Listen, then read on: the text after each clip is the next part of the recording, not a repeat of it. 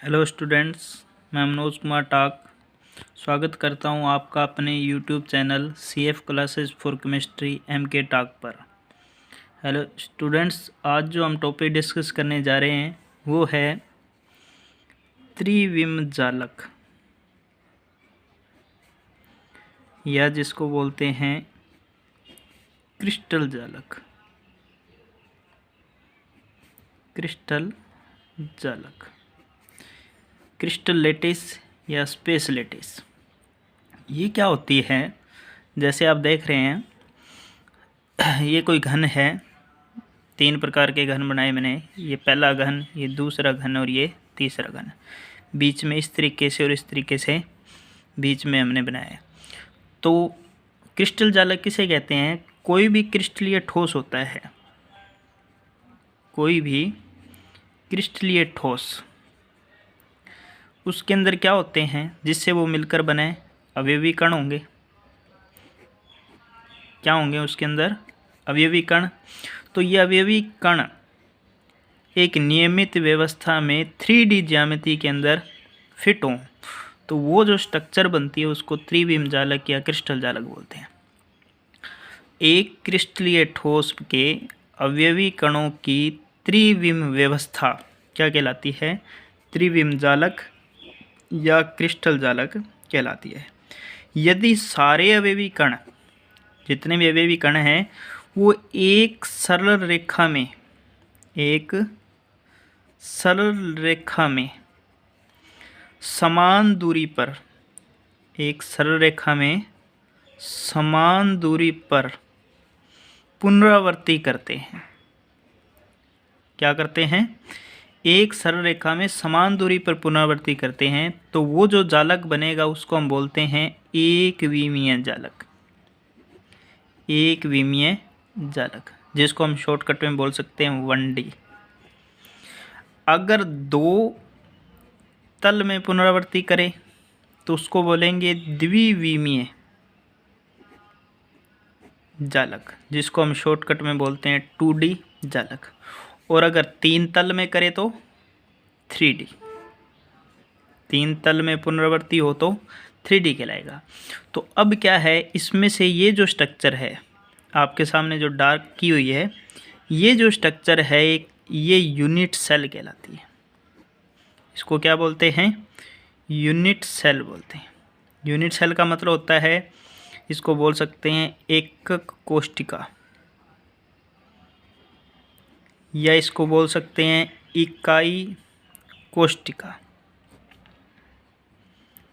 या इसका दूसरा नाम है मात्रक कोशिका। मात्रक कोशिका। तो ये यूनिट सेल कहलाती है। यूनिट सेल क्या होती है? ये टोटल क्रिस्टलीय संरचना है। ठीक है। तो संपूर्ण क्रिस्टलीय संरचना की वह छोटी से छोटी इकाई जिसकी पुनरावृत्ति करने से, पुनरावृत्ति में तो बार बार ये ही वापस जुड़ती जाएं, संपूर्ण क्रिस्टलीय संरचना की वह छोटी से छोटी इकाई जो विभिन्न दिशाओं में, अब ऐसा नहीं है कि एक यहीं है, ये देखो यहाँ भी बनेगी, ये लाइन, ये लाइन, ये लाइन, ये लाइन, ये वाली लाइन, ये लाइन, ये बन गई एक यूनिट सेल।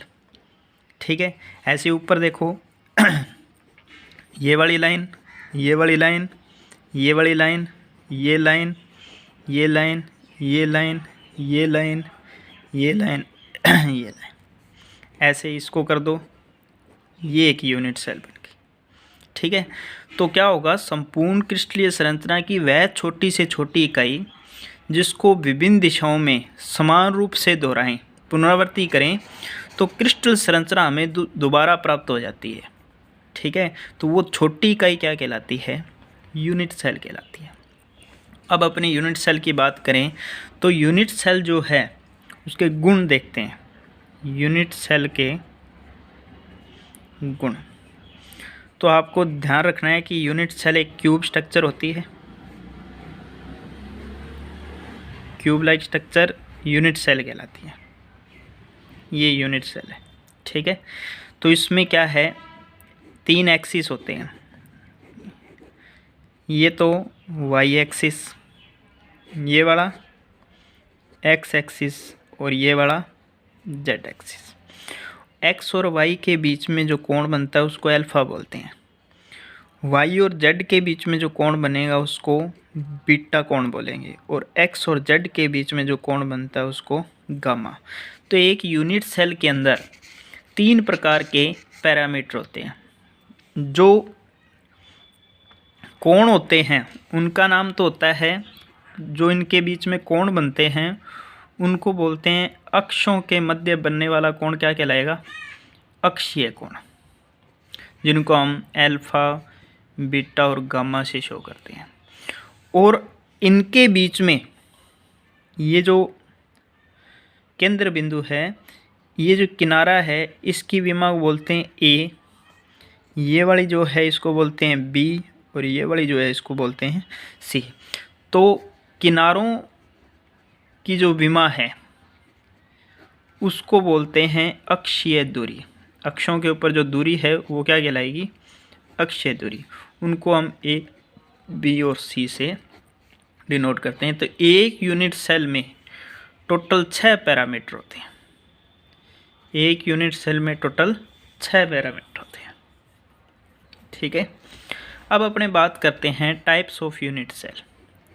यूनिट सेल कितने प्रकार की होती है? एक कोष्ठका के प्रकार, तो हम 2 प्रकार पढ़ेंगे इसके।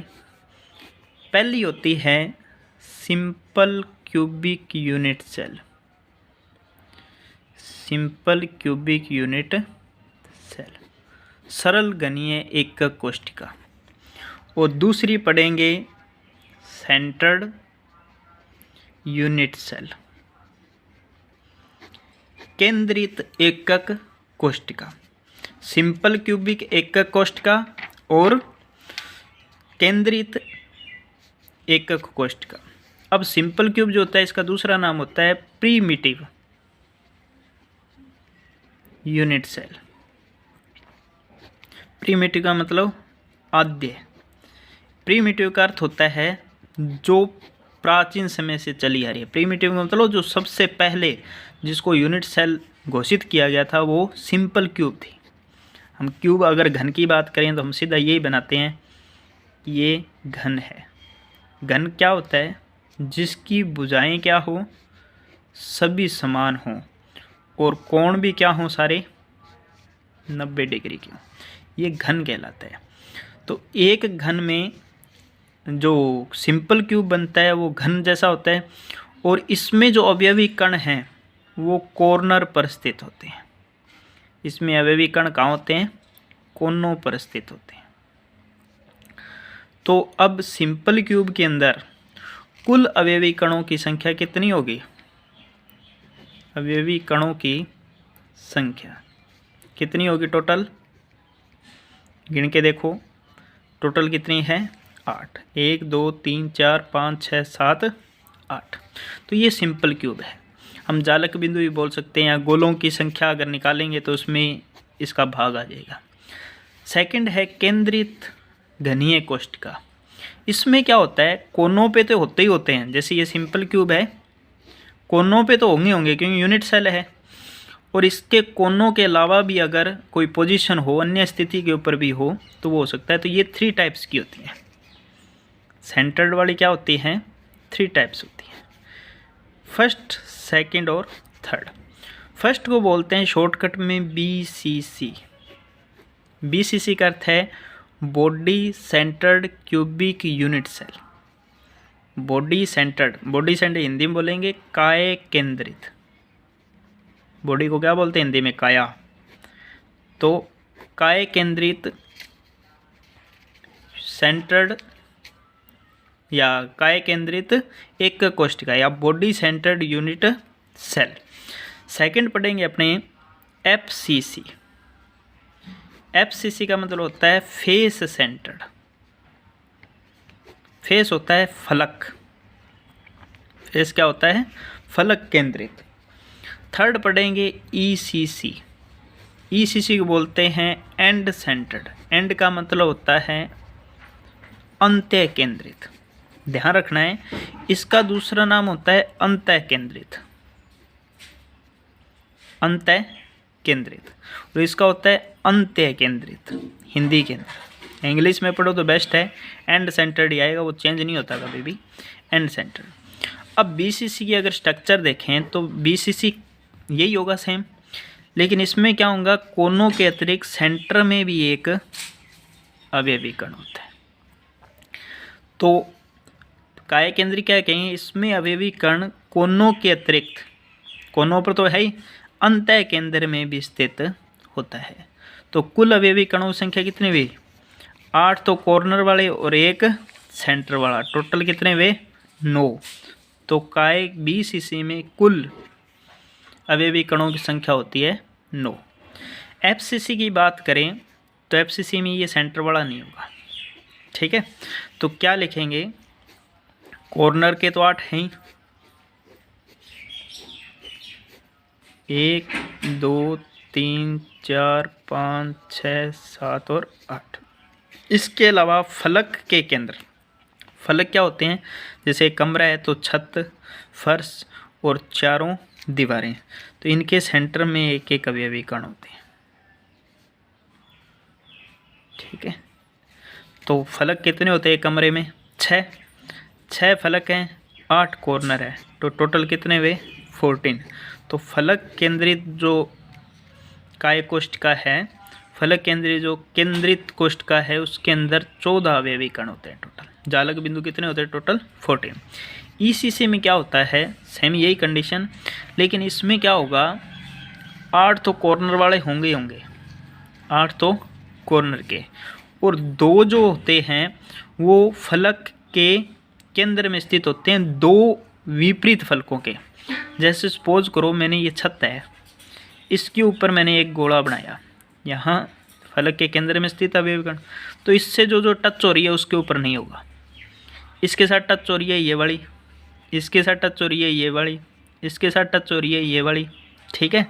तो इसके साथ टच हो रही है इधर वाली साइड वाली, एक उधर वाली, एक इधर वाली, इधर वाली, तो इसके जस्ट सामने कौन सी है, ये, तो यहाँ उपस्थित होगा। तो फलक के केंद्र में कितने, 2, तो टोटल अवयवी कणों की संख्या कितनी हो गई, 10 हो गई। अब इन सभी जितने भी हैं ये यूनिट सेल, उसके आधार पर ब्रेवे, एक वैज्ञानिक आएंगे, ब्रेवे ने 7 क्रिस्टल समुदायों पर अपनी 14 3D जालक संरचनाएं बताई थी, ठीक है, जिनको ब्रेवे जालक कहा जाता है, जिनको ब्रेवे जालक कहा जाता है। ये अपने कल पढ़ेंगे। आज के लिए बस इतना ही। अगर आपको वीडियो अच्छा लगा तो लाइक एंड सब्सक्राइब करें। Thank you.